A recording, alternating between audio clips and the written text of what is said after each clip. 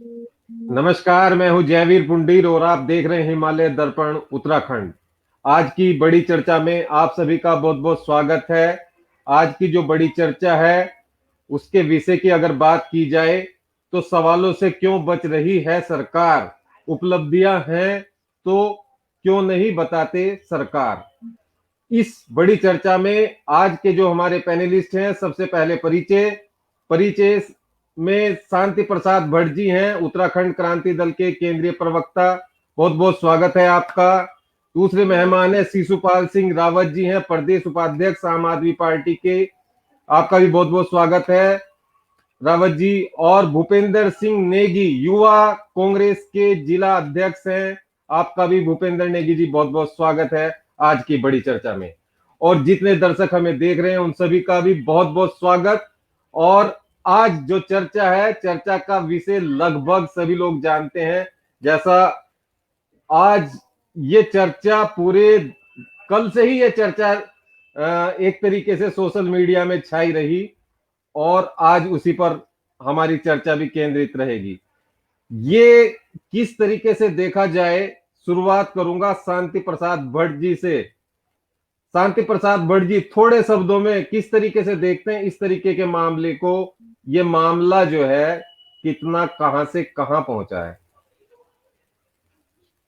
देखिए जयवीर भाई, दिल्ली से एक नेता आता है, उत्तराखंड की सरकार को चैलेंज करता है। दुख की बात यह है कि उत्तराखंड सरकार के पास इतना बड़ा अमला था अपनी उपलब्धियां बताने के लिए और उसके चैलेंज को स्वीकार करने के लिए।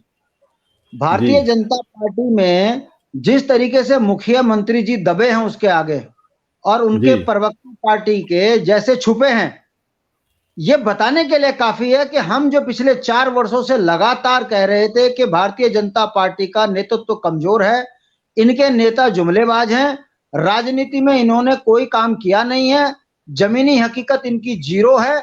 और आज वो हकीकत आ गई कि जब एक राजनीतिक व्यक्ति ने इनको चैलेंज किया तो इनको उस चैलेंज को स्वीकारने की बजाय नकार दिया, ताकि क्योंकि वो ये जानते थे कि हम अपनी उपलब्धि बताएंगे क्या। यदि आज वो मनीष सिसोदिया जी के सामने बैठते तो उनको लोकायुक्त कानून पर बोलना पड़ता, उनको लोकपाल कानून पर बोलना पड़ता, उनको इस राज्य के अंदर जो जमीनी घोटाला हुआ उस पर बोलना पड़ता, छात्रवृत्ति घोटाले में जैसे उनके विधानसभा के नेता के ऊपर आरोप लगे उनको बताना पड़ता।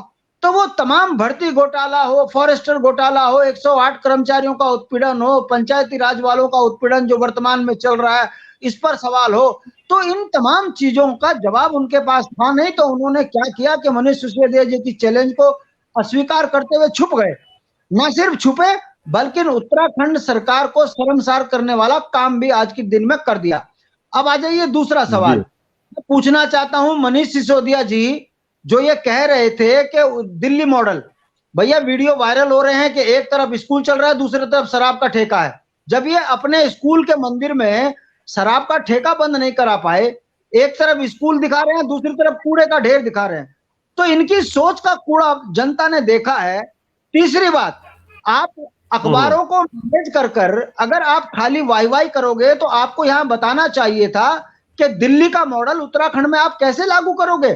भैया जितने में दिल्ली के 70 विधायक होते हैं उतने में उत्तराखंड का एक विधायक आता है। हमारी भौगोलिक परिस्थितियां हैं अलग। आप उस पर यह बताने को तैयार नहीं थे कि आप उत्तराखंड के विषम भौगोलिक परिस्थिति में उत्तराखंड में शिक्षा का क्या मॉडल लेकर आओगे, आप बताने को तैयार नहीं है। किसी पत्रकार ने उनसे यह नहीं पूछा, आप दिल्ली के मॉडल की बात कर रहे हो मगर उड़ता पंजाब, वहां तो आपके विधायक थे, आपने वहां शिक्षा के क्षेत्र में कितना काम किया यह बताने को तैयार नहीं है। किसी पत्रकार ने उनसे यह नहीं पूछा कि दिल्ली में 43 लाख उत्तराखंडियों की अनदेखी करके आपने कैसे ख्वाब देख लिया कि आप पहाड़ के लोगों को यहां चुनाव जीत जाओगे। जब आप उत्तराखंड में एक विधायक का टिकट नहीं देते तो उत्तराखंड में आपको विधायक का कैसे बना देंगे उत्तराखंड के लोग। आप ये बताने को तैयार नहीं थे, किसी पत्रकार ने नहीं पूछा। ये मैंने कहा ना कि मैच फिक्सिंग था। किसी पत्रकार ने ये नहीं पूछा कि दिल्ली के दंगों में आपने दलवीर नेगी के जो 6 टुकड़े कर दिए उसमें आपके पार्षद जेल में हैं, आप बताइए आपने क्यों उत्तराखंड के एक लड़के को जो है आपने मार दिया। आपने क्यों नंदा देवी की तुलना जो है गाजीपुर के कूड़े से किया, किसी पत्रकार ने नहीं पूछा। तो इन तमाम सवालों को लेते हुए हमने जो आज महसूस किया है कि ये आज का एक फिक्स कार्यक्रम था, पत्रकारों को मैनेज किया गया था और चैनलों को मैनेज किया गया था, और पैसों के दम पर जिस तरीके से भारतीय जनता पार्टी झूठा प्रचार अपने एडवर्टाइज के माध्यम से देहरादून और अखबारों में करती है, उसी तरीके से आम आदमी पार्टी ने भी दिल्ली से मैनेज कर यहाँ पर एक राजनीतिक नौटंकी करी, और उसका परिणाम है कि कार्यक्रम टाइम टाइम फिस रहा। मैं चुनौती के साथ कह रहा हूं कि यदि मनीष सिसोदिया को उत्तराखंड के बुनियादी सवालों पे बात कर रहे हैं तो भाजपा कांग्रेस को छोड़ो ना, आप काशी सिंह ऐरी के साथ डिबेट कीजिए जिन्होंने इस उत्तराखंड राज्य आंदोलन में संघर्ष किया है। अगर आपको डिबेट करना है तो कमिश्नर पांगती के साथ डिबेट कीजिए, तो आपका लगता कि आप उत्तराखंड के हितैषी हैं। आप केवल दिल्ली बोलो, दिल्ली। अच्छा जयवीर भाई, आप ये बताइए कि आम आदमी पार्टी का मुख्यमंत्री कौन होगा? क्लियर? आम आदमी पार्टी का मुख्यमंत्री कौन होगा? रजिया बेग। आम आदमी पार्टी का मुख्यमंत्री मोहनिया। आपका प्रभारी महिलाओं के साथ बदतमीजी के केस झेल रहा है दिल्ली में, तो आप क्या चाहते हो कि उत्तराखंड की मां बहनों का जीवन खतरे में डाला जाए आम आदमी पार्टी को उत्तराखंड में स्थापित करके? आप क्या चाहते हो कि उत्तराखंड में शराब और जमीनें बेचने? क्लियर? नहीं, शांति प्रसाद क्या उत्तराखंड का आम आदमी है? शराबों के व्यापार से जुड़ा हुआ है, जमीनों का व्यापार से जुड़ा है, उसको आप आम आदमी पार्टी कह रहे हैं, आम आदमी कह रहे हैं। तो ये बताना पड़ेगा भारतीय जनता पार्टी के सामने कि आपका भी चरित्र सही नहीं है। और जो ये दूध की धुली हुई पार्टी है, कांग्रेस भाजपा के फ्यूज बल्ब को लेकर ये यहाँ पर उत्तराखंड लूटने की बात कर रही है। इनको बताना पड़ेगा कि आपने राज्यसभा में दो, ये ईमानदार पार्टी बोलती है अपने आप को, इन्होंने राज्यसभा में दो कैसे पैसे लेके सदस्य भेज दिए। कुमार विश्वास के साथ विश्वासघात क्यों किया? आपको बताना पड़ेगा। योगेंद्र यादव के साथ क्यों किया विश्वासघात? आपने योगेंद्र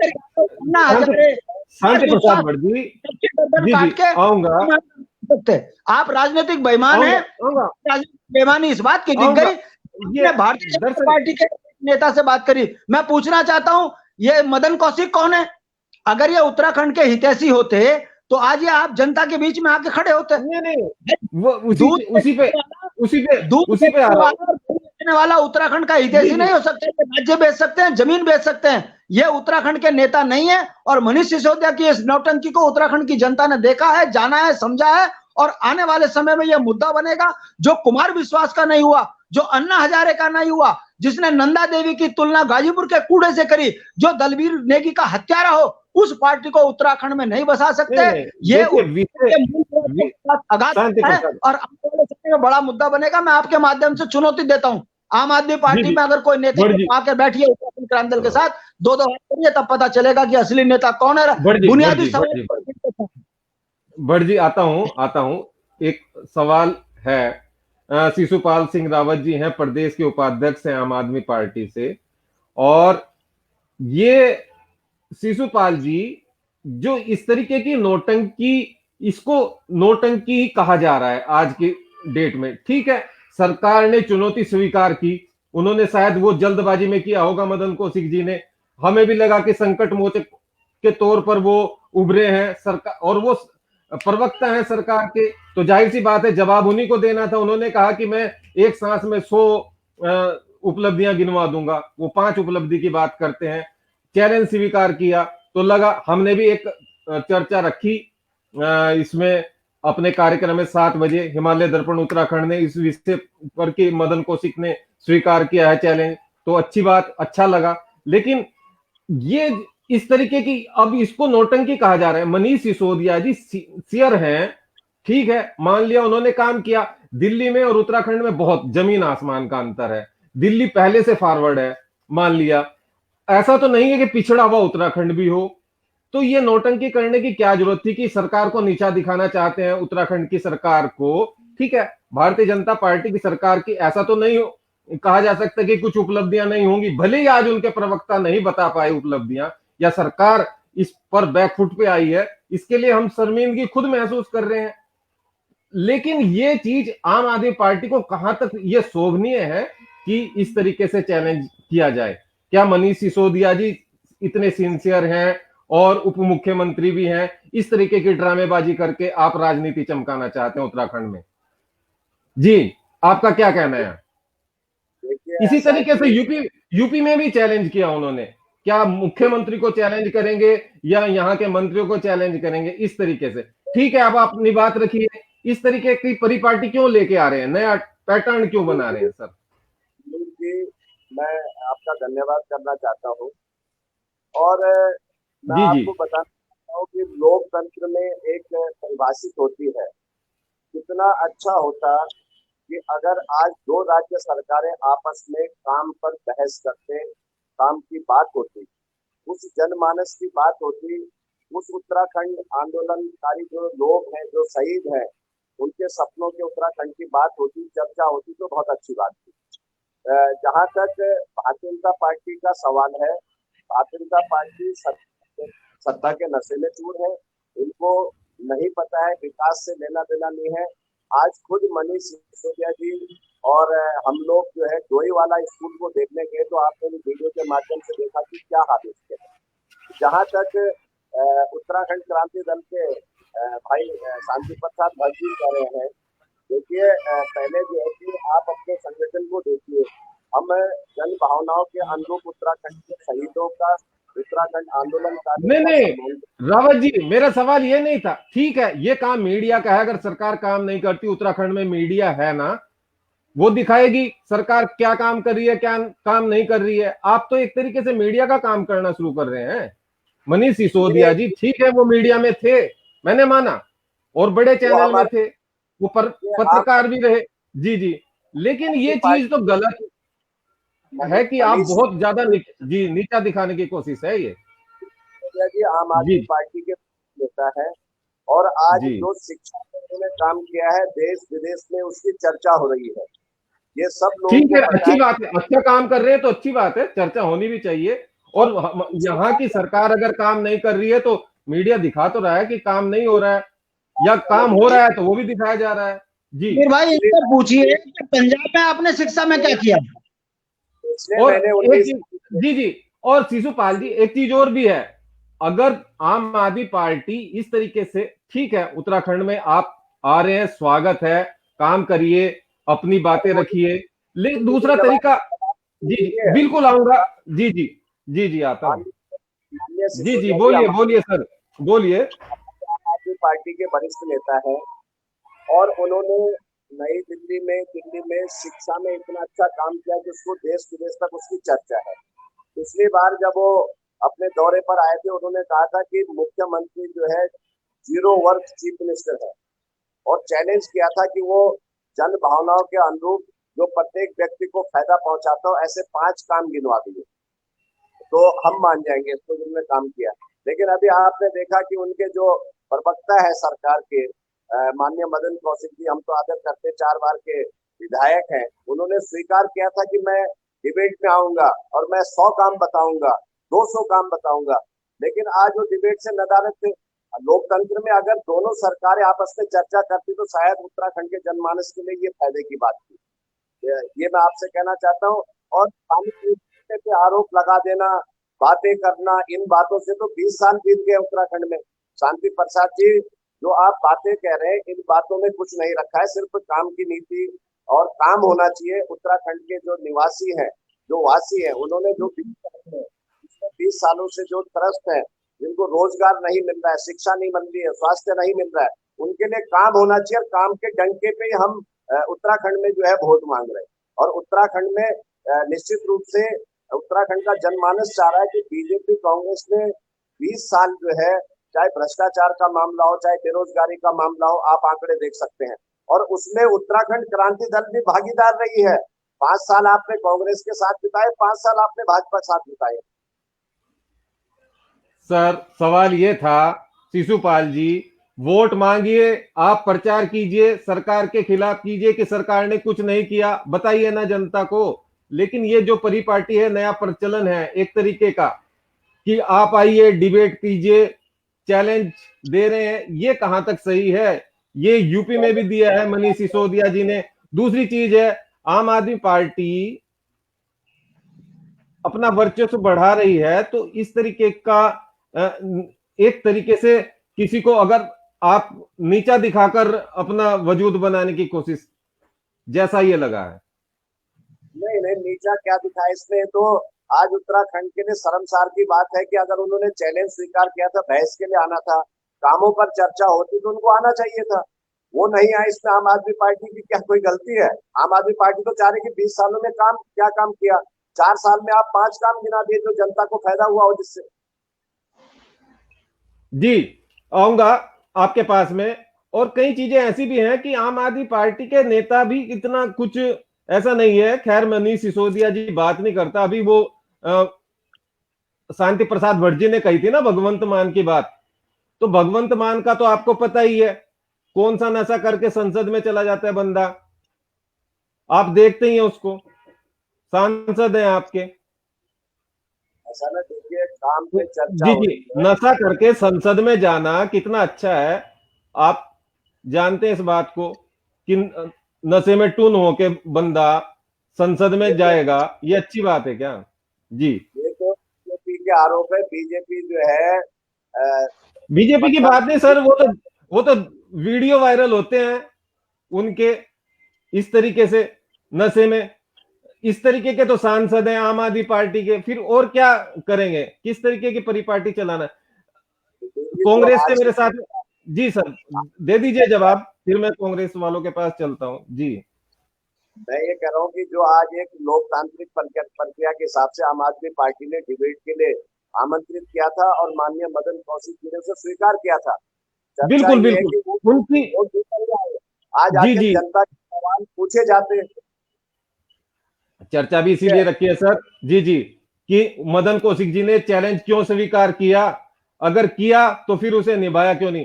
किस तरीके से और देखते हैं भूपेंद्र सिंह नेगी जी, आप किस तरीके से देखते हैं? मदन कौशिक जी बढ़ चढ़कर सामने आए, उन्होंने कहा कि हम 100, जी जी, 100 अभी उपलब्धियां गिनाएंगे। और भूपेंद्र सिंह दिल्ली नेगी जी। के मोहल्ला जी जी, क्लिनिक दिखाएंगे।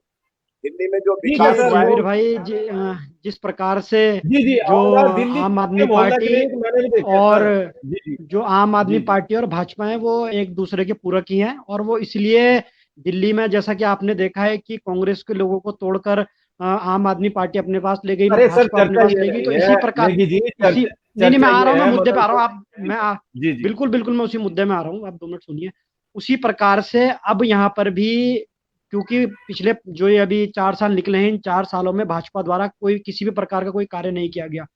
इन्हीं कार्यों को छुपाने के लिए अब भाजपा उत्तराखंड में आम आदमी पार्टी को प्रमोट कर रही है। क्यों? क्योंकि उन्हें लगता है कि जो कांग्रेस के जो लोग हैं उनको भाजपा जो आम आदमी पार्टी को प्रलोभन देकर तोड़ देगी। इस प्रकार के लोग षड्यंत्र यहाँ पर भाजपा और आम आदमी पार्टी कर रहे हैं। इसी के ये जो आज इनका जो एक खेल था, ये इसी का ही एक पार्ट है, इसी का एक ड्रामा है। जैसा भी आप कह रहे थे शीशपाल रावत जी अभी ये कह रहे थे शिवपाल जी आऊंगा कि जी। उत्तराखंड सरकार को शर्म आनी चाहिए।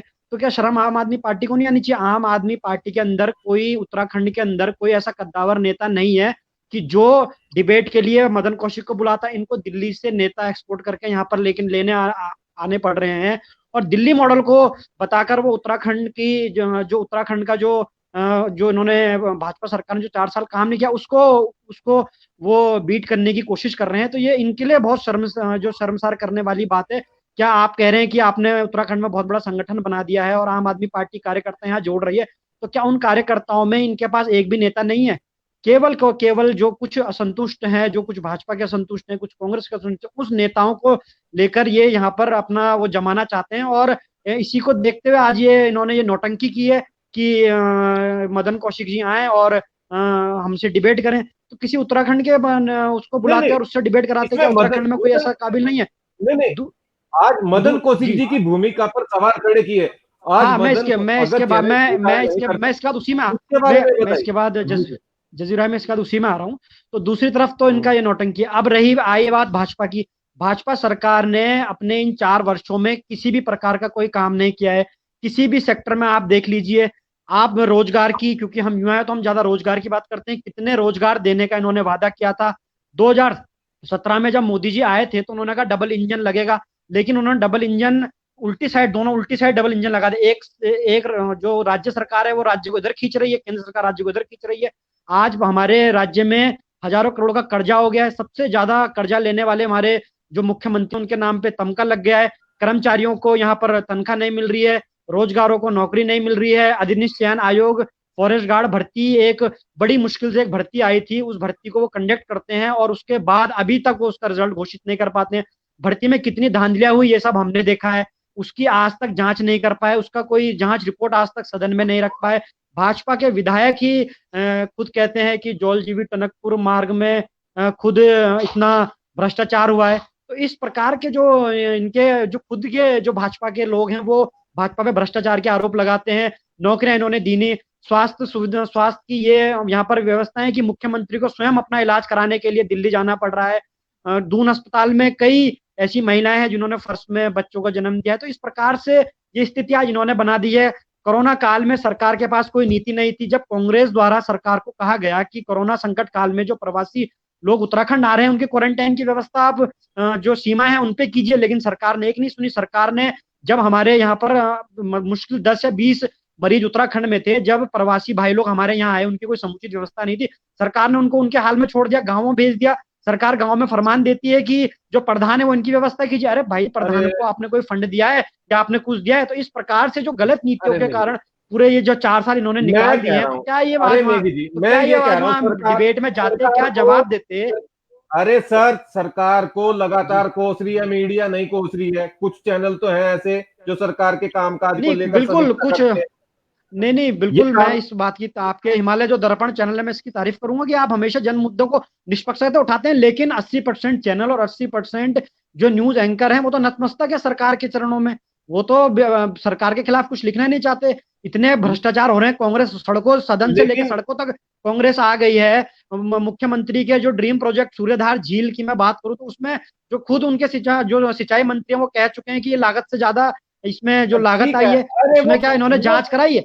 तो ये मुद्दे जो इतने मुद्दे जो भ्रष्टाचार के हैं, सरकार ने 4 साल कुछ करा ही नहीं है, युवाओं को रोजगार नहीं दिया, युवा ठंड में बैठा है। और अरे नेगी जी, ऐसा आप तो देखिए ना, कुछ भी नहीं हुआ, रोडवेज कर्मचारियों को वेतन देने के लिए तनख्वाह नहीं है। ये क्या करें आप बताइए ना, सरकार द्वारा क्या किया गया? आपको सरकार के समझते हैं, यहाँ पर एक भाजपा के प्रवक्ता को भी बुलाना चाहिए था कि जो अपनी बात रखते तो हम उनसे पूछते ना, भैया आप बताइए सरकार ने क्या काम किया है, आप बताइए ना। खुद सरकार के लोग मुख्यमंत्री त्रिवेंद्र रावत से संतुष्ट नहीं है, कोई काम नहीं हो रहा है। सरकार सवालों से ही तो बच रही है, समस्या भी तो वही है, आज भी तो यही हुआ।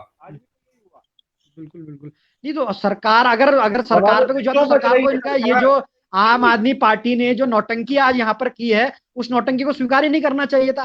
क्योंकि सरकार ये चाहती है कि आम आदमी पार्टी का भी यहाँ पर ग्राफ बढ़े, आम आदमी पार्टी भी उत्तराखंड में स्टैंड करे, जिससे कि जो वोटों का ध्रुवीकरण 2022 में सरकार जो भाजपा द्वारा वो किया जा सके, जिससे दोबारा सत्ता में वो आने की कोशिश कर रहे हैं। लेकिन उत्तराखंड की जनता समझ चुकी है, जो ये 5 वर्ष जो ये सत्ता में जो ये भाजपा सरकार रही है, इसके द्वारा एक भी ऐसा कोई जन मुद्दा या एक भी ऐसा कोई कार्य नहीं किया गया जिसको सरकार बता सके। डबल इंजन पूरी तरह फेल हो चुका है। आप खुद देखिए, सरकार के खुद के मंत्री विधायक कह रहे हैं कि भ्रष्टाचार है, पीडब्ल्यूडी में भ्रष्टाचार है, आबकारी विभाग में भ्रष्टाचार है। आप बताइए ना, तो इन सब चीजों का जवाब सरकार कैसे देती और कैसे वहां पर जाती? लेकिन इस चीज को भी इन्होंने बनाए रखना था, बाजार में इस चीज को उन्होंने बनाए रखना था। इसलिए मदन कौशिक जी ने उनका जो ये स्टैंड था कि हम क्या बोलते हैं उसे, कि जो चैलेंज एक्सेप्ट कर लिया, जिससे कि मामला गर्म रहे, और आज वो एंड टाइम पे गए नहीं। तो यही है, ये दोनों एक दूसरे के पूरक हैं। बी टीम है, जिस प्रकार से इन्होंने दिल्ली के लोगों को भ्रमित करके वहां पर सत्ता हासिल की है, वो यही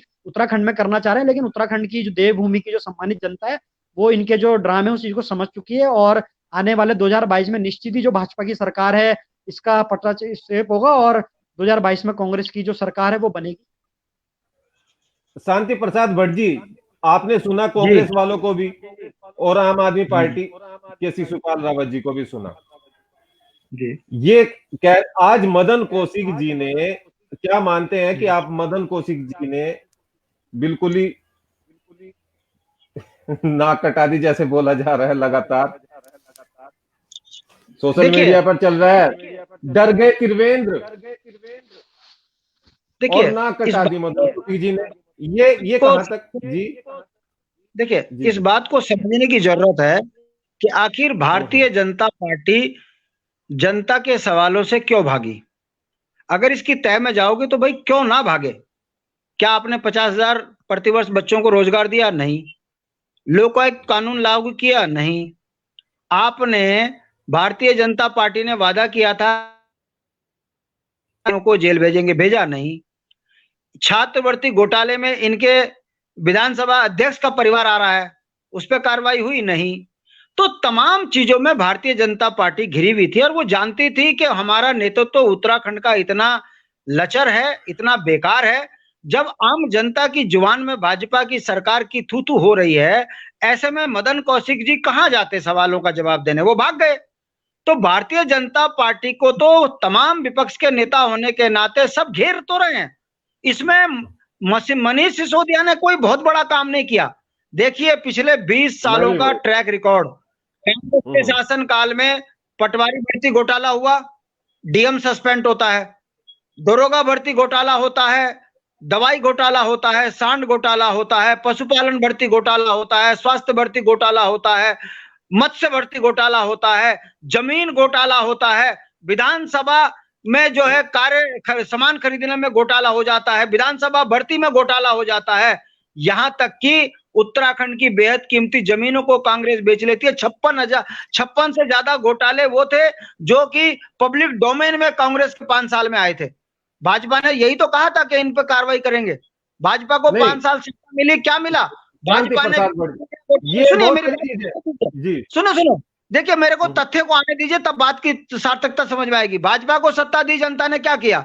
स्टेडिया घोटाला, कुंभ घोटाला, दवाई घोटाला, तमाम पुनरावृत्ति भाजपा ने कर दी। क्या कांग्रेस के भ्रष्टाचारों पर कार्रवाई हुई? नहीं। ये दोनों पार्टियां आकंठ भ्रष्टाचार में डूबी थी। इसी चीज को जनता समझ भी रही थी और हमारा ये कहना था कि मनीष सिसोदिया जी यहां आए, अच्छी बात है। अगर वो यहां आकर कहते कि आज मैं यहां पर उत्तराखंड का मुख्यमंत्री घोषित करने जा रहा हूं, मुझे लगता कि उत्तराखंड में मुख्यमंत्री आज आम आदमी पार्टी ने घोषित कर दिया। दूसरा, अगर आम आदमी पार्टी के मनीष सिसोदिया ये कहते कि उत्तराखंड के अंदर हमने 8 सालों में ये उत्तराखंड के लिए ब्लूप्रिंट तैयार किया, मानते? बिल्कुल बिल्कुल बिल्कुल वही चीज है, वही। जी तो कंप्लीट होने दीजिए, मेरी बात को कंप्लीट होने दीजिए। तो हमें लगता कि उत्तराखंड का ब्लूप्रिंट लेकर आए। अगर आम आदमी पार्टी के नेता ये बोलते आकर कि देखिए हमने पंजाब के अंदर उड़ता पंजाब की स्थिति को ठीक करा, तो मुझे लगता है वाकई बहुत अच्छा काम किया। मगर आप ना तो उड़ता पंजाब पे कुछ कह रहे, ना आप पंजाब के अंदर स्कूल की स्थिति पे कुछ कह रहे। आप उत्तराखंड में आकर भारतीय जनता पार्टी जैसी जो है जुमलेबाज पार्टी के ऊपर सवाल खड़े करके चले गए। ये क्या बड़ा काम किया? हम तो 20 साल से ये चीज बोल ही रहे हैं। इसमें आपने कौन सी उपलब्धि हासिल कर ली? हाँ, एक चीज जरूर है, आपने ये नहीं कहा कि आपने कांग्रेस के भ्रष्ट नेताओं को अपने यहाँ क्यों मिला लिया। आपने एक सवाल खड़ा किया जो बड़ा सोचनीय भी सवाल था। आपने कहा कि सरकार का मुख्यमंत्री तो भाजपा का है, कैबिनेट मंत्री कांग्रेस के हैं। आपके यहाँ कौन है? रजिया बेग कहां से आई? कलेर कहां से आया? आपने भी तो तमाम लोग कांग्रेस भाजपा के अपने यहाँ मिला दिए। तो आप कौन सा ईमानदार हो? आप इन्हीं लोगों के साथ जिन्होंने आकंठ भ्रष्टाचार की संस्कृति में डूबे हुए नेता हैं, यदि ये सत्ता में बैठ जाएंगे तो क्या उत्तराखंड को बचाएंगे? फिर आपको ये क्यों नहीं बता रहे जनता को कि अरविंद केजरीवाल हरियाणा के हैं, वहां क्यों नहीं चुनाव लड़ रहे? अरविंद केजरीवाल ने बिहार में चुनाव क्यों नहीं लड़ा? ये उत्तराखंड को इतना सस्ता समझ रहे हैं क्या कि भाजपा कांग्रेस जैसे राजनीतिक आकंठ बेईमान यदि उत्तराखंड में चुनाव जीत रहे हैं तो हम भी जीत जाएंगे? और हम ये कहते हैं कि ये मनीष सिसोदिया होता कौन है कि उत्तराखंड के शिक्षकों की यहां आकर बेइज्जती करे? अरे भैया, हमने जर्नल दिए हैं, हमने इस देश के अंदर नौसेना के प्रमुख दिए हैं, हमने अजीत डोभाल दिया है, विक्रम रावत दिया है, हमने दसमना दिया है, हमने राजेंद्र सिंह दिए हैं, हमने इस देश के अंदर सेना के अंदर ईमानदार बहुत लंबी फहरिस्त है, बहुत लंबी फहरिस्त है।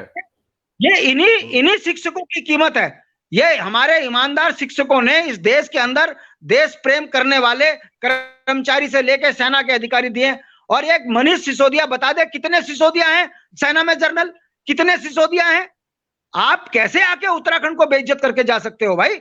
आपने सरेआम उत्तराखंड की पूरे शिक्षकों के ऊपर तमाचा मार दिया। क्या उत्तराखंड की जनता इस बात को समझ नहीं रही है कि ये राजनीतिक नौटंकी भारतीय जनता पार्टी के साथ में मिलकर ये मनीष सिसोदिया ने किया है ताकि ये खबर बने, उसके बाद मनीष सिसोदिया के पास 2-4 वोट पड़े और उसके बाद कांग्रेस और भाजपा की वोट काट के हम मैदानी सीट से जीतकर और इनके साथ बार्गेनिंग करके पूरा उत्तराखंड लूट लें।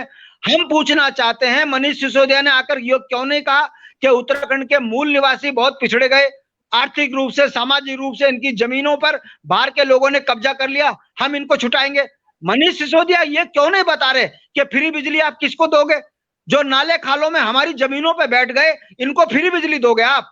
हमारे पानी को आप दिल्ली में फ्री में बेचोगे? मतलब संपत्ति उत्तराखंड की बेचेगा आम आदमी पार्टी? इतना मूर्ख समझ रखा है क्या उत्तराखंड की महान जनता को?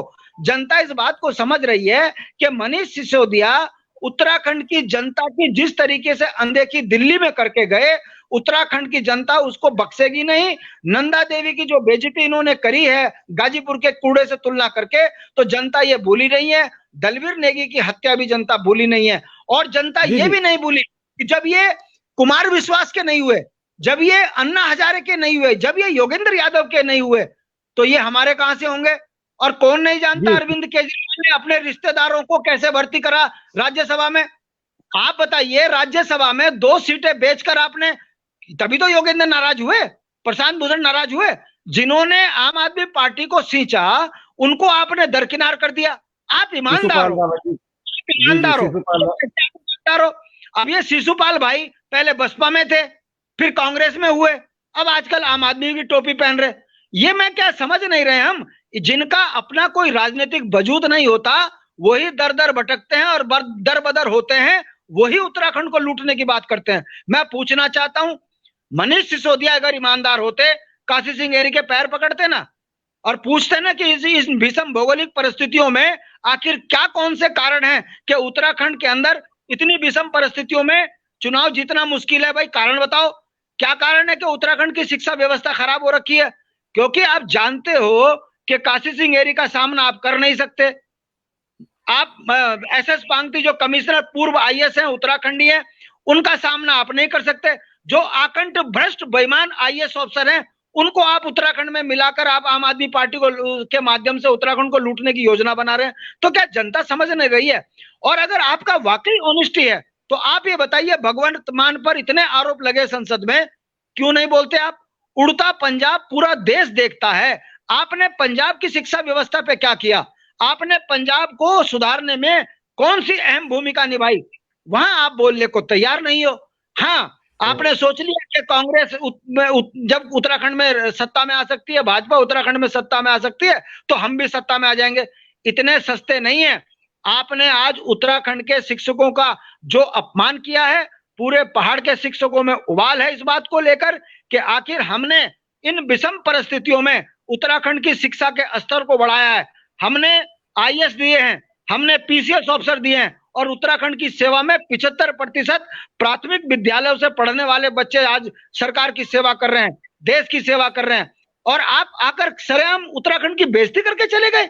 ये बताता है कि मनीष सिसोदिया राजनीतिक बेईमान है और इनकी राजनीतिक बेईमानी आज हमने एक डिबेट में खोलकर जनता के सामने रख दी। और आपके माध्यम से हम ये कह रहे हैं कि नाले खालों की वोट से आप चुनाव नहीं जीतोगे।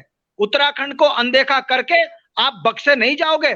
पहाड़ के 95 ब्लॉकों के अंदर स्थानीय मूल निवासी का जिस तरीके से आपने आज अपमान किया है, इसका बदला उत्तराखंड की जनता बड़े ईमानदारी से आपके साथ लेगी। और ये तय मान के चलिए कि राजनीतिक रूप से आकंठ बेईमान भाजपा है, कांग्रेस है, और हमको दोनों तो बर्बाद किया, और तीसरा अब हरियाणा से आके उत्तराखंड को लूटने का प्रयास कर रहा है, वो भी किन के मार्फत? जो भाजपा कांग्रेस में आकंठ चोर और बेईमान साबित हुए, उन नेताओं के माध्यम से आप उत्तराखंड को लूटोगे।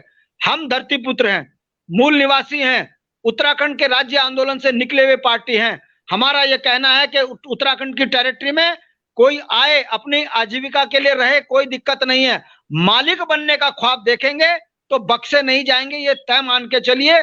पहला हक यहाँ के मूल निवासियों का है। गुरुकुल नारसन के लोगों की जमीनें बेच खा गए तुम।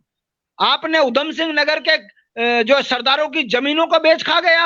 आपने विकास नगर की जमीनें बेच दी और आप कहते हो कि हम इनके हितैषी हैं। मैं पूछना चाहता हूं कि कौन है वो लोग जिन्होंने हमारे जमीनों पर डाका डाला है? यदि इनकी जमीनी हकीकत देखोगे तो कलेर से लेकर ये तमाम भाजपा के और कांग्रेस के और आम आदमी के नेता इसमें व्यक्तिगत आक्षेप नहीं लगा रहे। हमारी सत्ता आएगी, तय मान के चलिए, चाहे फिर वो मनीष सिसोदिया, चाहे फिर वो भाजपा कांग्रेस, इनकी राजनीतिक जनता के बीच में लेकर आएंगे।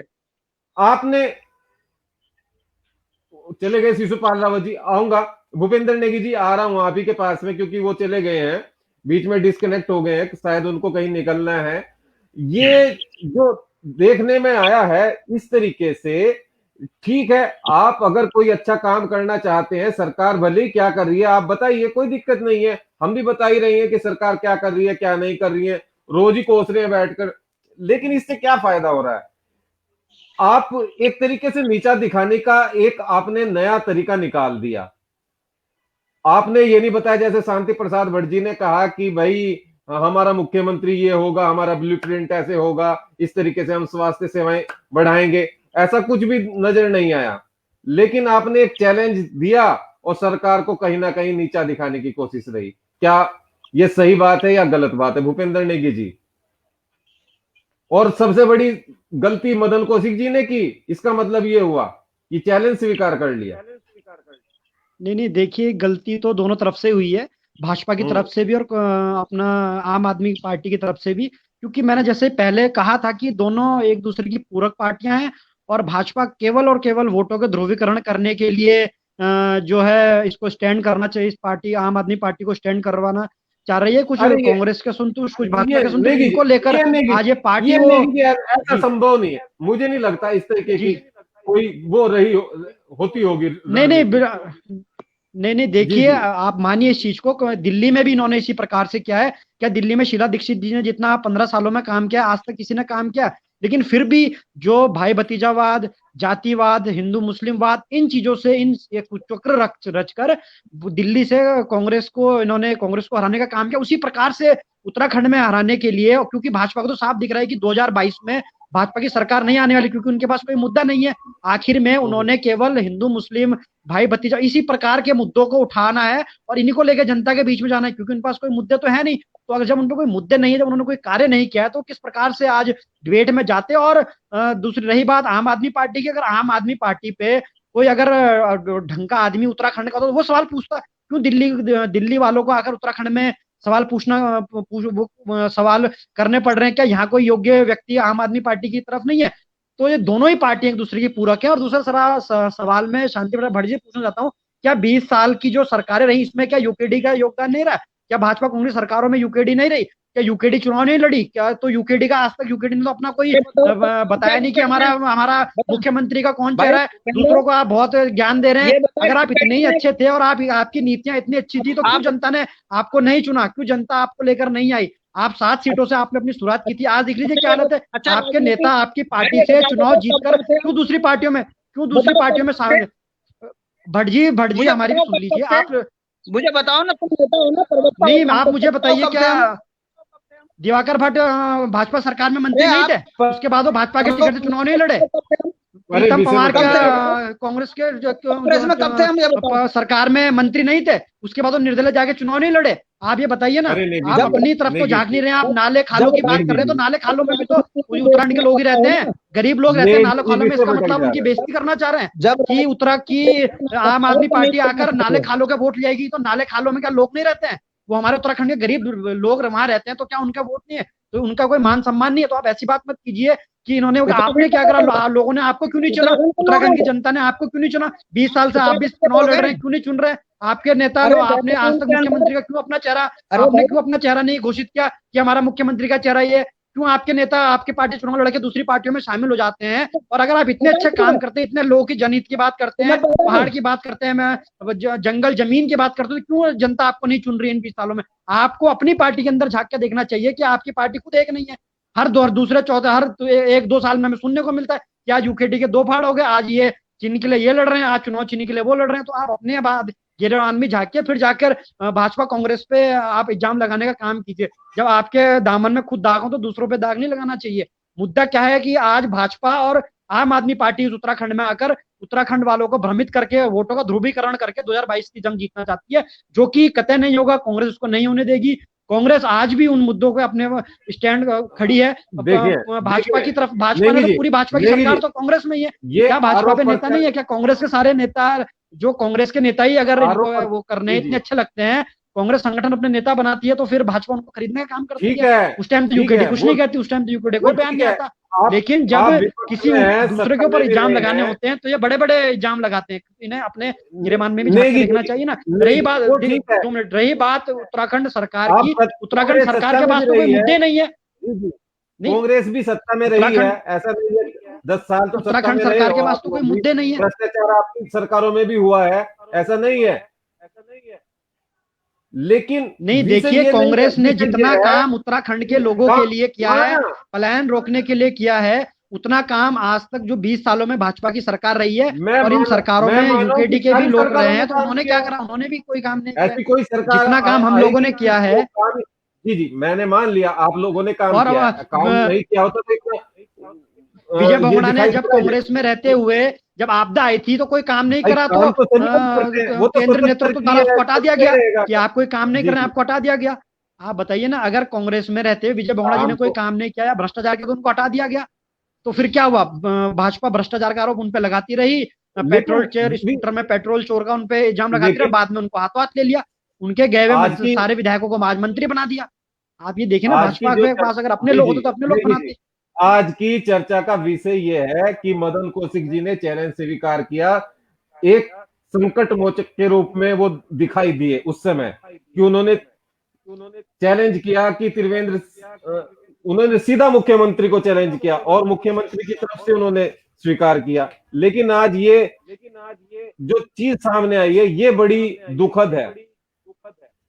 देखिए, मदन कौशिक जी प्रवक्ता हैं सरकार के, तो जाहिर सी बात है कि मुख्यमंत्री जी ने उनको आगे किया, और क्योंकि मदन कौशिक जी इस वक्त ये समझ रहे हैं कि सारे विभाग सब कुछ वो चला रहे हैं, तो बहुत अच्छे से सब कुछ चल रहा है। उन्हें उत्तराखंड के अपना जो 4 साल का जो भाजपा का जो कार्यकाल रहा है, इस कार्यकाल को पीछे मुड़कर देखना चाहिए, तब जाके उनको, मुझे लगता है जिस वक्त उन्होंने ये जो चैलेंज स्वीकार किया उस टाइम उनके दिमाग में नहीं था, लेकिन जब उन्होंने चैलेंज स्वीकार कर दिया तो लोगों ने उनको बताया है कि भैया हमारे पास कुछ बोलने के लिए नहीं है, आप वहां जाएंगे तो हमारी किरकिरी होगी। तो उसके बाद उनको, मुझे लगता है, सद्बुद्धि आई है, और वो उसके बाद इस जो डिबेट जो मनीष सिसोदिया जी ने रखी थी उसमें नहीं गई।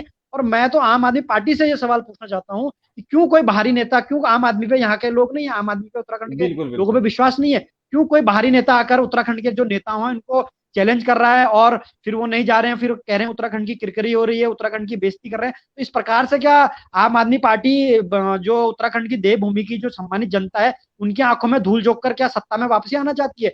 लेकिन उत्तराखंड की जनता ये समझ चुकी है कि भाजपा ने तो 4 साल में कुछ करा ही नहीं, केवल और केवल वोटों के ध्रुवीकरण के लिए वो आम आदमी पार्टी को जो हवा देने का काम कर रहे हैं, और कि वो आए और वो कांग्रेस के वोट काट के जाएं, ध्रुवीकरण कर दें वोटों का, और हम फिर पुनः सत्तासीन हो जाएं। तो ये पूरे प्रकरण से यही साबित होता है, और यही निकलकर सामने आता है कि दोनों पार्टी एक दूसरे की पूरक है। शांति प्रसाद भट्ट जी, ये बहुत आज दुखद घटना हुई है, इससे बिल्कुल आहत है लोग।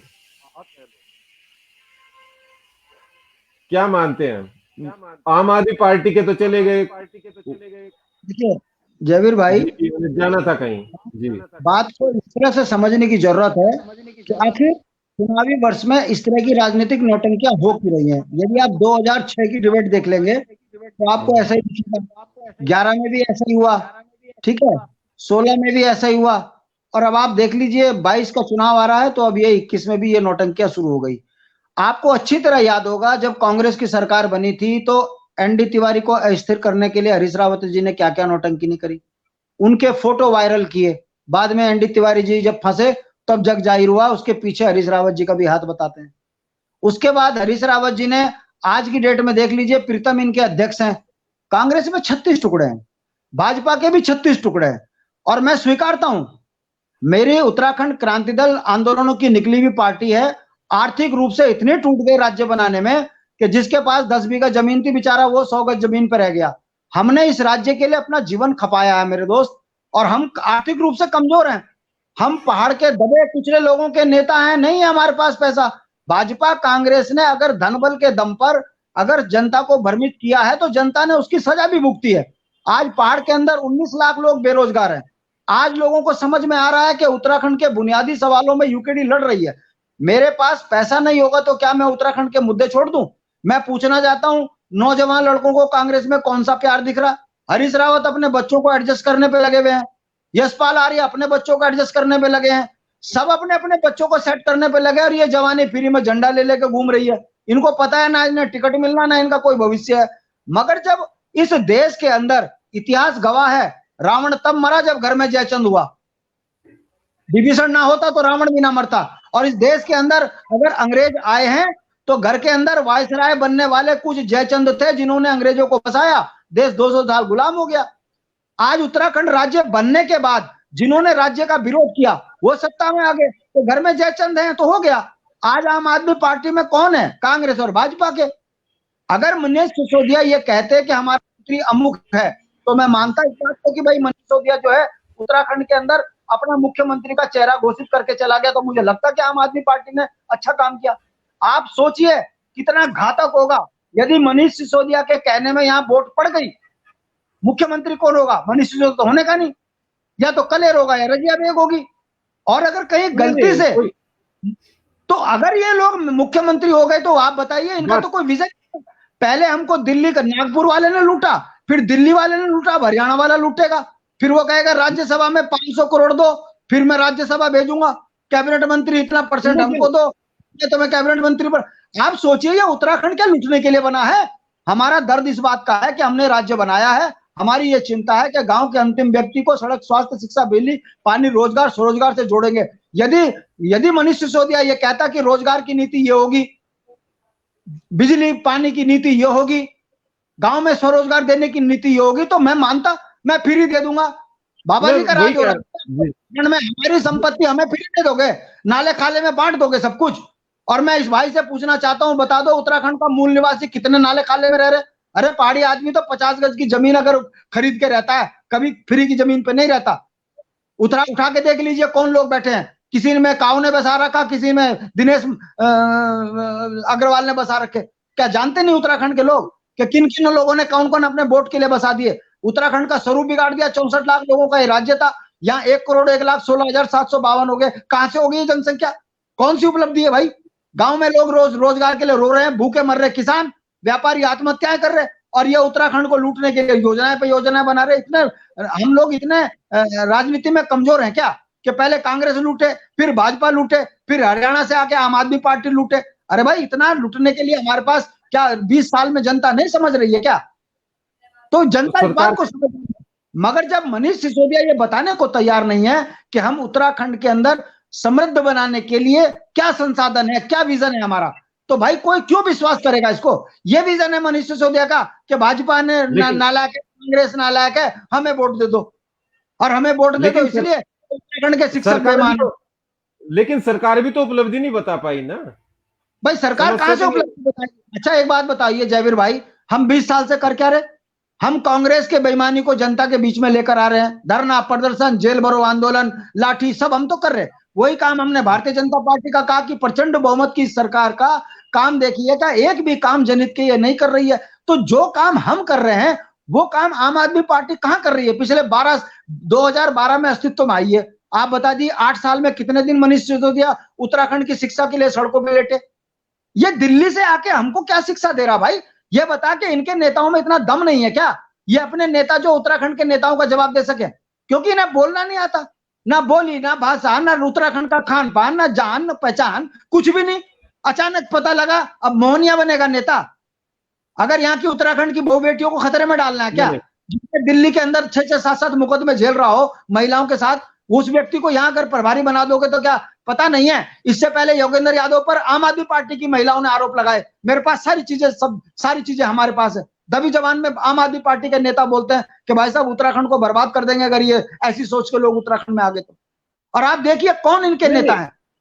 शीशपाल भाई, मैं पूछना चाहता हूं, जो प्रवक्ता बनकर अभी आया था ये बसपा में था पहले, फिर कांग्रेस में आ गया, अब आज की डेट में टोपी पहन रखी झाड़ू वाली। आप बताइए रजिया बेग पहले कहां थी? कांग्रेस में थी। तो जब ये भाजपा पे आरोप लगा रहे हैं कि भाजपा की कैबिनेट मंत्री जो कांग्रेस के हैं, तो भाई तुम्हारे भी तो वही हैं। तुम कौन सा अमेरिका से लेके आ गए या उत्तराखंड के मूल निवासियों को ला रहे? आप भी पंजाब से ला रहे, गाजियाबाद से ला रहे, दिल्ली से ला रहे, और फिर पैसों के दम पर आप जनता को भ्रमित कर रहे हो। तो ये कब तक चलेगा भाई? आपको बताना चाहिए कि आपने पंजाब के अंदर कितना विकास किया। पंजाब नशे में बर्बाद हो चुका है। आपका सांसद जो है संसद में इन चीजों पे आरोप लग रहे हैं आप पर आप पंजाब को तो सुधार नहीं पा रहे। दिल्ली मॉडल, और दिल्ली मॉडल का आपने देख ही लिया कि एक तरफ शराब की दुकान, दूसरी तरफ शिक्षा का मंदिर और तीसरी तरफ गंदा नाला। आपकी सोच बताती है केजरीवाल की, जिस पार्टी का नेता उत्तराखंड को अपमानित करने के लिए नंदा देवी की तुलना गाजीपुर के कूड़े से करे, वो व्यक्ति उत्तराखंड में अगर उसको सत्ता दे दी तो वो उत्तराखंड के मंदिरों को कितना बर्बाद कर देगा। क्या जनता इस बात को नहीं समझ रही है क्या? अवसरवादी नेताओं को अपने साथ मिलाकर उत्तराखंड को लूटने की योजना आखिर हम कैसे चलने देंगे? हमसे सवाल जवाब करो ना, हम तुम्हें बताएंगे। दलवीर नेगी जैसा ईमानदार व्यक्ति जो अपने बच्चों का पेट पालने के लिए, अपने माँ बाप के जीवन रक्षा के लिए दिल्ली में नौकरी कर रहा था, तुमने उसके 6 टुकड़े कर दिए। उस पर आप बताइए कि आपने क्या किया? नहीं। तो आम आदमी पार्टी राजनीतिक आकंठ बेईमान है। दिल्ली कौन है? दिल्ली भारत का दिल है, भारत का लोकतंत्र की जान दिल्ली है। दिल्ली में केंद्र सरकार भी है, राज्य सरकार भी है। तो इतनी बड़ी ताकत के बाद अगर दिल्ली में विकास नहीं हो रहा तो इसका दोष भाजपा कांग्रेस को है ना, जिन्होंने 70 साल देश को लूटा, उसको आज खत्म कर दिया दिल्ली से जनता ने। अगर क्षेत्रीय दल बने हैं तो इन दोनों राष्ट्रीय पार्टियों की राजनीतिक बेईमानी के कारण जब विकास ही नहीं हुआ, इन्होंने तो शहर और शहर के इर्द गिर्द विकास किया, गांव और किसान को तो इन्होंने दूर कर दिया। गांव और किसान विकास से दूर हुआ तो क्षेत्रीय दल बने, और जब क्षेत्रीय दल बने तो जहां जहां क्षेत्रीय दल है वहां वहां विकास हुआ। आप तेलंगाना देख लीजिए, आप मद्रास देख लीजिए, आप तमिलनाडु देख लीजिए, आप बिहार देख लीजिए, जहां जहां क्षेत्रीय दल है वहां वहां क्षेत्रीय लोगों के सम्मान की रक्षा वहां के नेताओं ने करी। जहां जहां राष्ट्रीय पार्टियां, वहां बेईमानी, आकंठ, भ्रष्टाचार में डूबी हुई पार्टियां हैं। यदि ऐसा मैं अगर आरोप लगा रहा हूं तो जवाब दो भाई। पटवारी भर्ती घोटाले में कांग्रेस के शासनकाल में डीएम सस्पेंड क्यों हुआ? दरोगा भर्ती घोटाले में भाजपा शासनकाल में डीजीपी को क्यों निलंबित करना पड़ा? अबे आप कितने बेईमानी करोगे भाई? इस गरीब राज्य के अंदर तुमने क्लास 3 की नौकरी में भी 3-3 लाख 4-4 लाख रुपए लेकर तुम भर्ती कर रहे हो। हर डिपार्टमेंट की भर्ती में आपने जो है रिश्तेदारी, भाई भतीजावाद कर दिया। शर्म आती है इस लोकतंत्र को देखते हुए? ये लोकतंत्र है कि पहले देश को लूटो, फिर देश से पैसा लूट के फिर उस पैसे का प्रदर्शन कर तुम चुनाव जीतो। ये झंडे, मैं कहता हूं चुनाव आयोग की कार्यप्रणाली पर भी सवाल खड़ा होता है कि चुनाव आयोग क्यों नहीं पूछता कि जिस आदमी की हैसियत 2 रुपए की नहीं थी, ये 100 करोड़ रुपए चुनाव में कहां से खर्च कर रहा। पर क्या करें, लोकतंत्र में सत्ता बैठो, सारी संस्थाओं को खत्म करो, अपने पैसे से पहले देश को लूटो, फिर उस पैसे से तुम जनता को लूटो, फिर जनता के पैसों को लूटो। ये तंत्र चल रहा है। देखा नहीं आपने उत्तर प्रदेश का एक नेता 100 बताओ, जिसके पास चाय पीने के पैसे नहीं होते, 100 करोड़ की संपत्तियां निकल रही, जिनकी हैसियत 2 रुपए की नहीं थी, उत्तराखंड में 4-4, 5-5 हजार करोड़ के मालिक बन रहे हैं। ये जनता समझ नहीं रही है। और क्यों आएगा भारतीय जनता पार्टी का नेता जवाब देने? क्या वो जानता नहीं है कि कहीं उससे कोई तीखा सवाल हो गया तो उसकी पोल खुल जाएगी? दूध बेचने वाले, दही बेचने वाले यहां सत्ता में बैठ गए, चाय बेचने वाले दिल्ली में बैठ गए। उत्तराखंड का मूल जो दर्द था कि गांव के व्यक्ति को सड़क, स्वास्थ्य, शिक्षा, बिजली, पानी, रोजगार, स्वरोजगार से जोड़े। बताइए किस सरकार ने जोड़ा? 1 करोड़ की सड़क 20 करोड़ में नहीं बन रही। एक नौकरी निकल रही, उसमें इनके भाई भतीजावाद हो रहा है। क्या पता नहीं है कि मेयर की बेटी कैसे नौकरी लगी, मेयर का होटल कैसे बन रहा है? अरे भाई, मेयर पहले चुनाव राजनीति से पहले करता क्या था, जानते नहीं क्या जनता? मगर तुम उत्तराखंड को लूटते रहो, जनता को इतना मूर्ख समझते हो। और मेरी सबसे बड़ी वेदना इस बात की है कि उत्तराखंड का शिक्षक जो देश के अंदर एक बड़ी विषम परिस्थितियों में बच्चों को शिक्षित करके पढ़ा रहा है, डॉक्टर बना रहा है, इंजीनियर बना रहा है, आईएएस बना रहा है, पीसीएस बना रहा है, देशभक्त सैनिक बना रहा है, जनरल बना रहा है, देश की सुरक्षा का सलाहकार पैदा कर रहा है, और आप 2 कौड़ी की राजनीतिक हैसियत ना रखने वाला व्यक्ति दिल्ली से आकर उत्तराखंड के शिक्षकों को कहता है यहां कुछ नहीं है। और तुम किसका उदाहरण दे रहे हो? मनीष सिसोदिया को 2 ब्लॉक के नाम नहीं पता होंगे, 2 न्याय पंचायत के नाम पूछ दूंगा, फप फप फप फप करने लग जाएगा। पता कुछ नहीं है, आकर देहरादून में आए, डोईवाला, सहसपुर में घूम गए और उत्तराखंड को बदनाम करके चले गए। अरे तुम्हारी राजनीतिक हैसियत है तो जरा जाके देखिए नीतीमाणा में क्या हालत में, किन परिस्थितियों में लोग रह रहे। ओली में जाकर देखिए, हरसिल में जाकर देखिए, आपको धारचूला में जाकर देखिए। देहरादून दिल्ली से आए, हवाज में जहाज में उड़े, यहाँ आए, देहरादून में आए, बक बक बक करार चल दिए। मैं कह रहा हूं पहाड़ को इतना हल्का ना समझिए। पहाड़ का नौजवान, पहाड़ का जवान, पहाड़ का शिक्षक उबला पड़ा है। अगर इसको ज्यादा चिढ़ाओगे तो देश से हमने अपना राज्य छीना है। 42 शहादतें दी हैं, 400-500 हर साल हमारे तिरंगे से लिपट कर आते हैं इस देश की रक्षा के लिए। अगर हमारे लोगों को अपमानित करने की साजिश करोगे तो छोड़ेंगे नहीं, ये तय मान के चलिएगा। हम अपने स्वाभिमान के साथ समझौता नहीं करते। अगर हम देश की रक्षा करते हैं तो हमारे को अपमानित करने वाले नेता को उत्तराखंड में बख्शेंगे नहीं, ये तय मान के चलिए। मनीष सिसोदिया क्या बोल रहा भाई, 20 साल से हम यही तो कह रहे हैं, भाजपा कांग्रेस ने हमें लूट लिया, अब हरियाणा वाला लूटेगा हमें। ये झूठ बहुत ज्यादा नहीं चलता। मेरा राजनीतिक प्रतिकार करने का मेरा सिर्फ एक उद्देश्य है।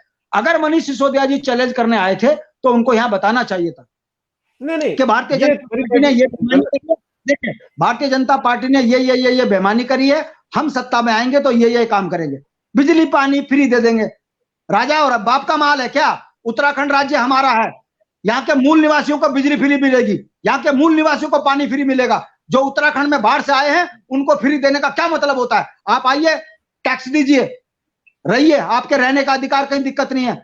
मगर ये नहीं हमारी छाती में बैठिए। वोट के चक्कर में आपने हमारे उत्तराखंड के लोगों का सारा अस्तित्व खत्म कर दिया, नौकरी छीन ली, रोजगार छीन लिए, स्वरोजगार छीन लिए। हम बोले भी ना, हम तीखा इसलिए बोलते हैं क्योंकि घर में आग लगी हुई है, हमारे नौजवान बच्चों के हक और हकूक छीन लिए गए हैं। अगर हम नहीं बोलेंगे तो कौन बोलेगा? भाजपा का कौन सा नेता इतना तीखा बोल सकता है? कौन सा कांग्रेस का नेता इतना तीखा बोल सकता है? एक नागपुर का गुलाम है, एक दिल्ली का गुलाम है।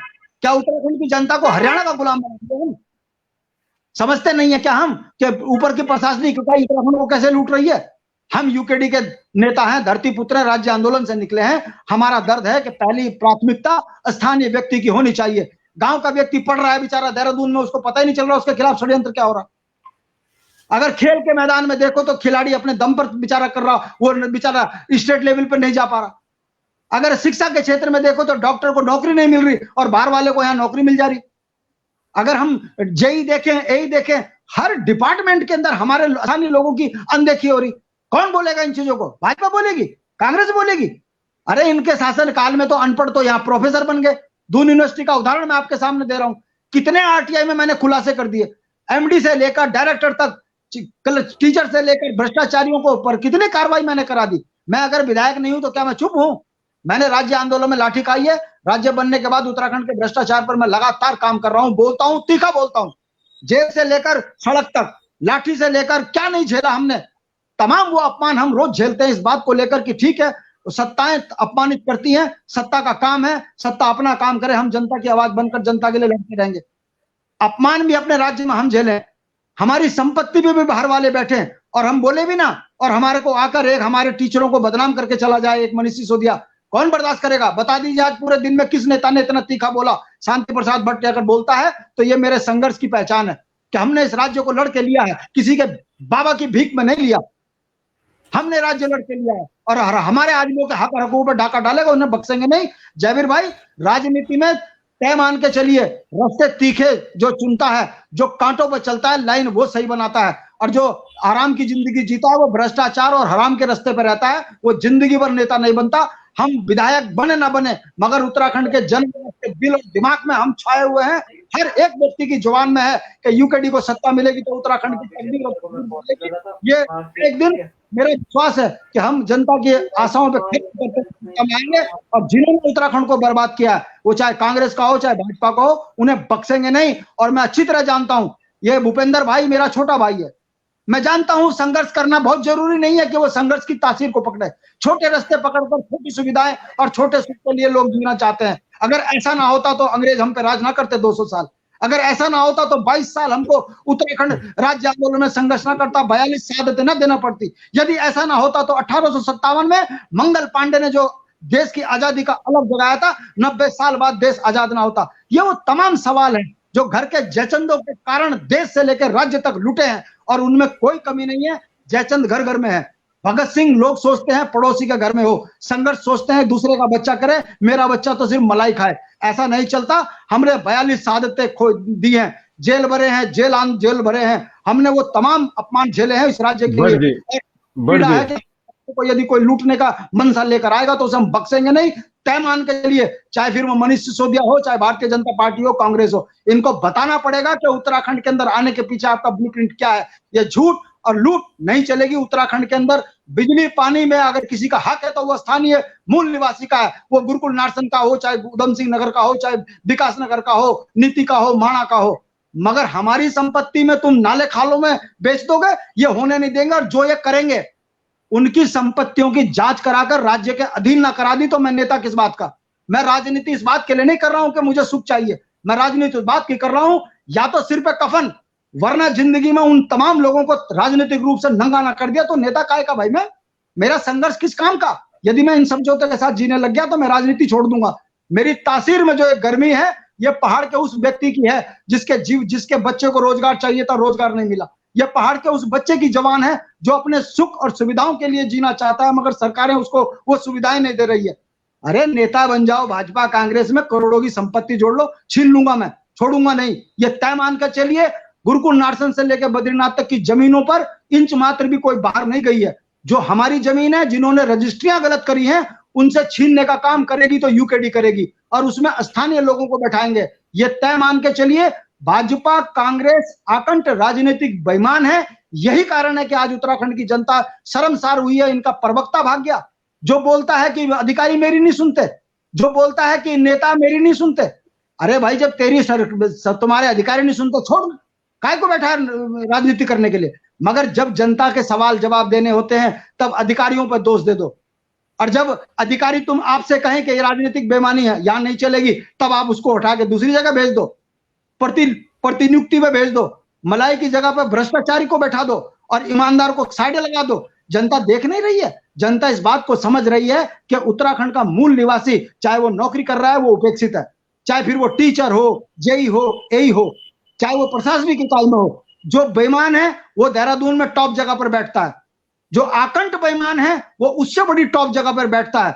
192 फाइलें आरटीआई से मैंने निकाली है, जिसमें मुझे पता है कि जिसमें मुख्यमंत्री से संस्तुति होनी थी कार्रवाई की, मगर आप विजिलेंस की कार्रवाई पर जो है संस्तुति नहीं देते। आप कितनी फाइलें मुख्यमंत्री कार्यालय में दबाओगे? क्या हम जानते नहीं है? इसके लिए विधानसभा जाने की जरूरत है। जिस दिन विधानसभा पहुंच गया, जिन्होंने उत्तराखंड को लूटा है, तय मान के चलिए बख्शूंगा नहीं, चाहे कुछ भी हो जाए, समझौते करूंगा नहीं। राज्य आंदोलन से निकला हूं। समय जो है, समय कार्यक्रम का समाप्त हो गया है। विषय भी भटक रहा है, विषय भटक चुका पूरे तरीके से। विषय यह था कि मदन कौशिक जी ने चैलेंज स्वीकार किया और फिर वो गए नहीं है। तो मदन कौशिक जी के बारे में दो शब्द आपसे सुनना चाहूंगा और फिर भूपेंद्र जी के पास आऊंगा, फिर आपसे कंक्लूजन करूंगा। आप थक भी गए होंगे। भूपेंद्र जी क्या मानते हैं? ये बिल्कुल एक तरीके से, मतलब कांग्रेस और भाजपा की बात छोड़ दीजिए, पूरे उत्तराखंड के लिए सम्मान की बात। बिल्कुल, इस प्रकरण से आम आदमी पार्टी और भाजपा ने दोनों ने मिलकर उत्तराखंड की जनता को कलंकित किया है। वो तेज तर्रार मंत्री है, इसमें कोई दो राय नहीं है। नहीं, बिल्कुल बिल्कुल, वो बहुत गलत,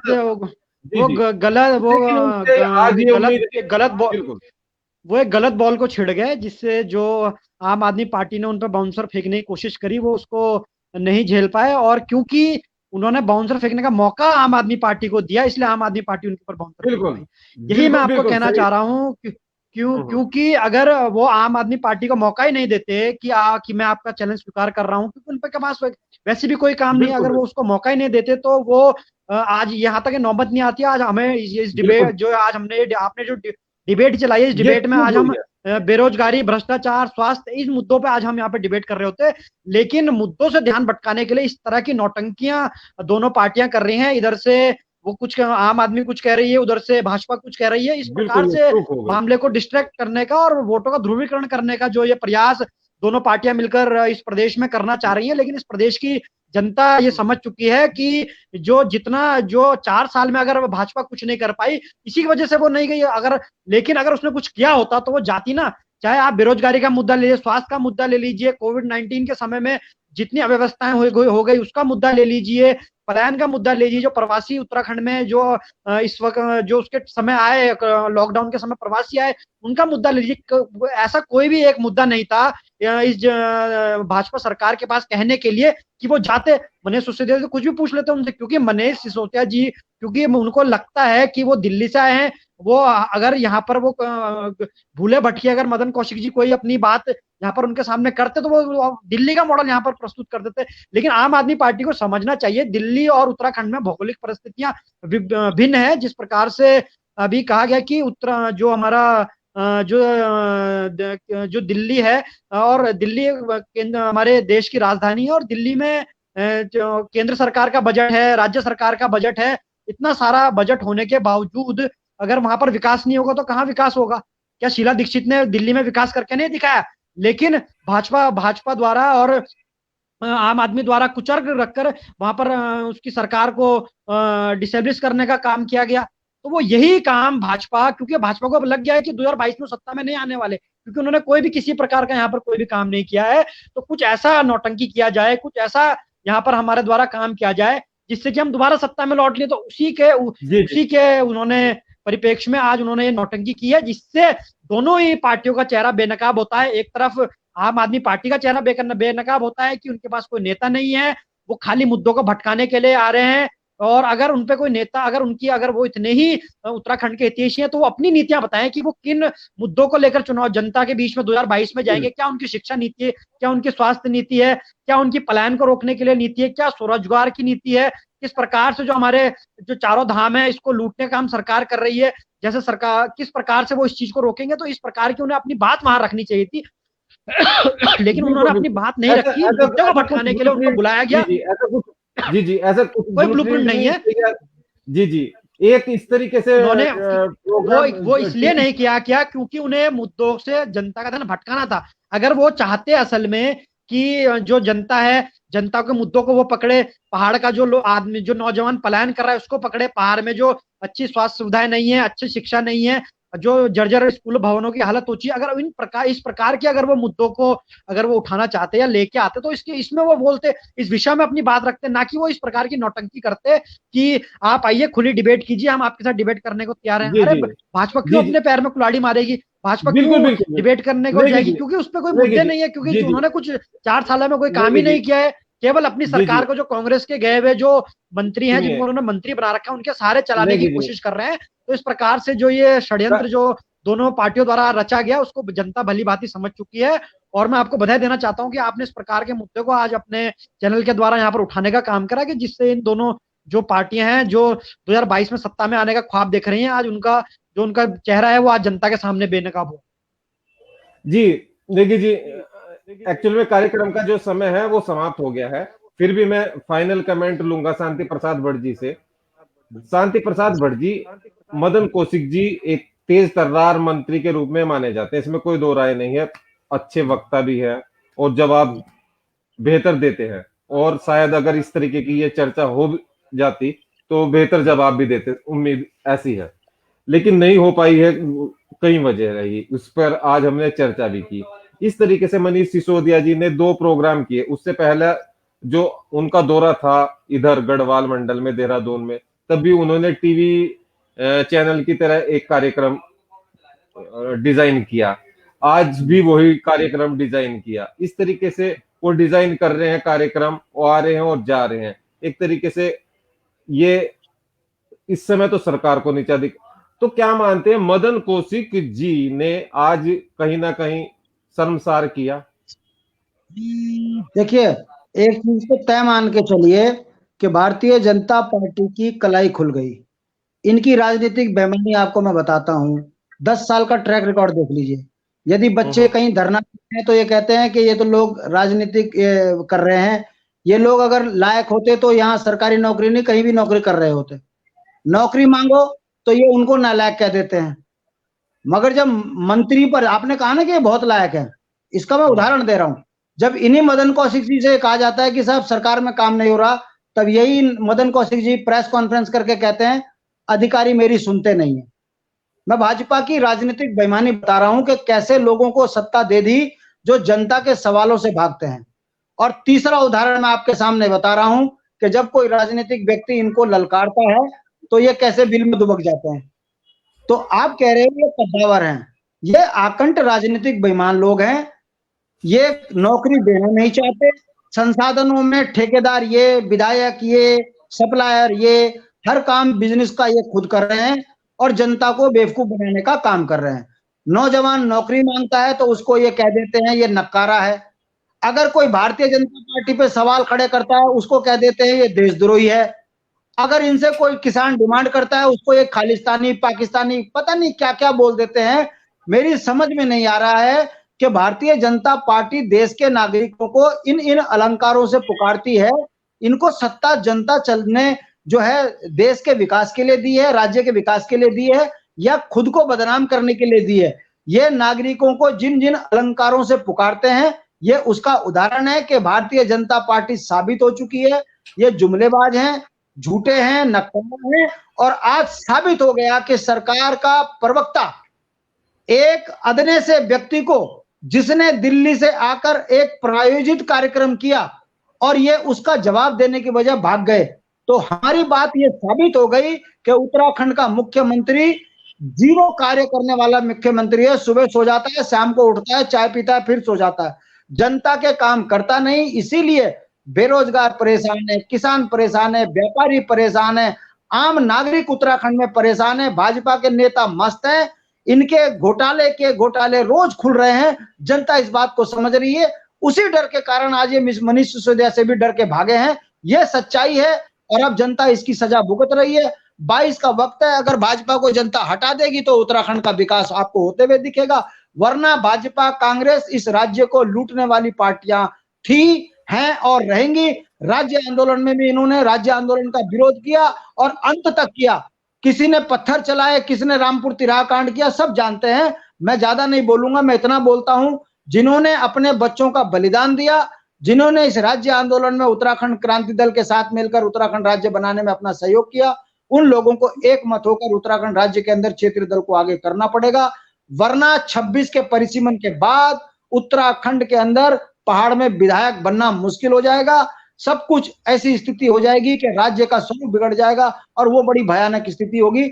जनता को समझना है, जब तक क्षेत्रीय दल नहीं आएगा उत्तराखंड का विकास बहुत मुश्किल है। और भाजपा कांग्रेस आकंठ बेईमान पार्टी है, यह सिद्ध हो चुका है। और भारतीय जनता पार्टी ने तो जो आज अपनी इज्जत नीचे गिराई है, एक अदने से व्यक्ति के आगे इतनी बड़ी मशीनरी, इतना बड़ा सरकारी अमला, और उसके बाद सब भाग आता है कि भाजपा आकंठ बेईमान पार्टी है। आने वाले समय में ये मुद्दे बनेंगे। जी जी, आने वाले समय में मुद्दे बनेंगे। और आज की जो चर्चा है वो 12 मिनट ज्यादा हो गई है, तो आप हमारे साथ में जुड़े। शांति प्रसाद भट्ट जी, आपका बहुत बहुत धन्यवाद। और भूपेंद्र सिंह नेगी जी, आपका भी धन्यवाद।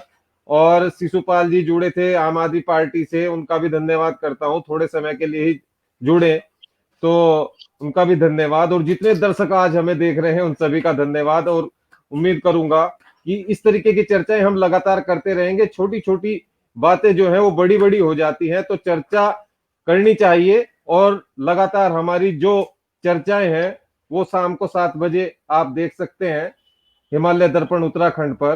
तो आज के लिए इतना ही, मुझे दीजिए इजाजत और देखते रहिए हिमालय दर्पण उत्तराखंड। जय उत्तराखंड, जय भारत, जय हिंद।